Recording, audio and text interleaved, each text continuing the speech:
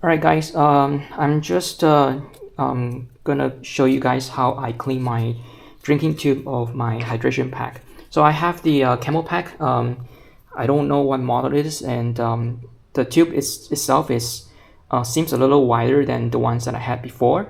So what I have here is a derailleur cable. Okay, I use this because what I'm going to do is I'm going to push this cable through the tube, and I find that the cable itself is soft enough to go through the tube, but not hard enough that will be difficult to push it through. Okay, and another thing is that because for the the tube itself, you have to try to remove all of the pieces that's attached to the tube. Like I have removed the mouthpiece, but in this case, the mount itself, I find that the opening is big enough so that I can actually still push the cable through.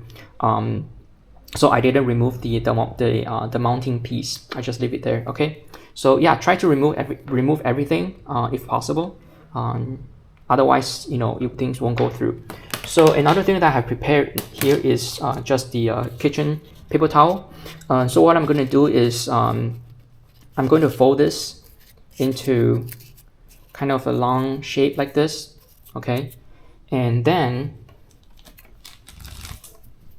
I will wrap it onto one end of the cable and just push it through.